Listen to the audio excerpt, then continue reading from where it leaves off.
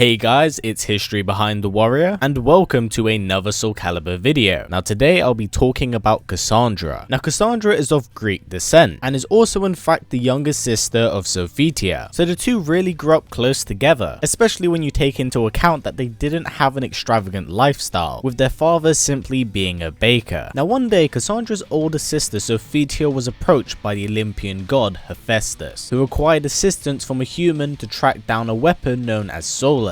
You see, he knew that this weapon was destined to bring great evil to the world, and thus gave her the mission to track the weapon down and destroy it with a sword he gave her known as the Omega Sword. And without a second thought, Sophia mysteriously disappeared, going off on her mission for the Greek god, not even filling in her own sister Cassandra on the details. Now at the end of Soul Edge, Sophia is left in a critical condition from her battle with Soul Edge, but was successful in destroying one of the Soul Edge blades, but the shrapnel from the blade exploding left her in a critical state. Fortunately for her, she'd be found by the Japanese ninja known as Taki, who would rescue her from the clutches of Cervantes and take her back home to her sister in Athens, to which Cassandra would then be filled in on the details. And after hearing of this dangerous quest that Hephaestus had sent her on, Cassandra started to build up a form of resentment towards the god, as it put the health and safety of her only sister in danger. But seeing as this was somewhat a one-time thing, Cassandra would allow this to slide, because over the next few years, Sophia would settle down with her own family, marrying a swordsmith known as Roffion, and have two children, that being Patroclus and Pyrrha. Now a few years would pass by, and life seemed relatively normal, but that's until Cassandra went to Sophia's house, and found no one at home, except for a shard of Soul Edge. She then started to put two and two together, and had realized that Hephaestus had once again put her sister in danger. So she went to a shrine for the god and started to scream at him, as she understandably didn't want any harm to come to her sister. And that's where she realized that the only way she could actually protect her sister was by taking on her responsibilities. So Cassandra would take the Omega Sword and Shield and set off around Europe with the hopes of finding Soul Edge and destroying it so she could relieve her sister of her burden. Now on her journey whilst traveling, cracks seemed to appear in the sword and shield, and Cassandra didn't really understand what was going on, as the sword and shield were forged with holy metals, and as such were deemed as unbreakable. So it may seem that Hephaestus wasn't entirely transparent with Sophia from the very beginning, so this forced Cassandra to end her trip quite early, as she couldn't battle anyone if she didn't have a weapon. Now when she returned back to Athens and met her brother-in-law Roffion, she found out that Sophia had once again been sent off by Hephaestus to track down Soul Edge, and Cassandra at this point was beginning to lose her mind from the frustration. So Cassandra would talk to Roffion and have him forge her a new sword and shield so she could set out and find Sophia, and together they could stop this ridiculous quest. Now whilst on her journey to track down her sister, she heard of a town that was affected by the dark energy of Soul Edge, and how it had driven the individuals there mad. So she would travel to the town so she could hopefully find more information on Soul Edge and its location. But when she arrived there, it seemed very normal. You see, when she talked to one of the local townsfolk, they informed her of a man that had strolled through their town wielding a massive sword made of crystals, and how these crystals were seemingly able to purge them of their madness. And after hearing this, Cassandra was extremely surprised, so she would follow the tracks of this individual and find out that it was none other than Siegfried. So she would follow him to Ostrheinsburg. Now when she entered the Ostrheinsburg castle, she came face to face with none other than her sister Sophia, who had mysteriously sided with Nightmare, and Cassandra was understandably extremely shocked, because of all the people she thought she'd be facing on this day, she didn't expect it to be her own sister. Now due to how shocked she was, Sophia was easily able to knock her out with a single blow, sparing the two of an actual battle. So for those of you who don't know why Sophia actually did this, allow me to explain why. The reason why Sophia is in fact siding with Nightmare is because one of Nightmare's associates, Tira, were able to kidnap Sophia's daughter Pyrrha and expose the young girl to a heavy level of energy from Soul Edge, to the point where her body kind of relied on it to keep her alive. So they more or less kind of blackmailed her into working for them. Now when Cassandra awoke, Soul Edge and Nightmare were defeated by Siegfried and Soul Calibur, resulting in the destruction of the demonic blade. But this had caused tremendous damage to the world, and thus a rift to another dimension would open up, working like a black hole and sucking up bits of the Ostrheinsburg castle. Now during this time, Cassandra was searching for her sister and was able to find Sophia's body on the ground, but as she was about to pick her up and take her out the castle, the dimensional rift would get a grasp of her and suck her up into the astral chaos realm. So the last person she in fact sees is her dead sister Sophia, meteor, and since being sealed in the astral chaos realm, she hasn't been heard of from since. We don't even get a name drop of her in Soul Calibur 5, and that's set nearly 2 decades later after Soul Calibur 4, so we don't really know her true fate, but it's most certainly a very sad ending for this character. But yeah, that's kind of it for this one, guys. This video took a very dark turn very quick, my god. Now Cassandra in herself is a very tragic character, as the entire time she did want to save her sister, going to rather extreme extents to do so, and that's what makes her ending so painful, as the last thing she does see before she's essentially sucked up into a black hole is the dead body of her sister, the person she's been trying to protect this entire time. So I can only imagine what the fallout would have been for this character when she did enter the astral chaos realm. But yeah, that's kind of it for this video, guys. I don't want to dwell on this last part for too long because it is kind of grim, but I do want to say thank you to everyone that voted for this episode, as I do appreciate all the feedback and it kind of lets me know what you guys want to see from me. Now please, down in the comment section below, put a comment down for the Soul Calibur character you want to hear me talk about next. For those of you who don't know, we kind of have a voting system on this channel, and ultimately whatever character gets the most thumbs up or the most comments will determine next week's episode, so you guys know what to do down below. Anyway, before this video does wrap up, guys, if possible, let's try getting it to about 500 likes. It's a great way of helping out this channel since YouTube's ad system is broken as hell, so by giving it a thumbs up it helps out a ton. And if you want to go the extra step, we also have a Patreon set up, and a link for that will be down in the description below. Anyway guys, as always, please comment, like, subscribe and share this video with everyone you know. Please take care, and I'll see you all next time.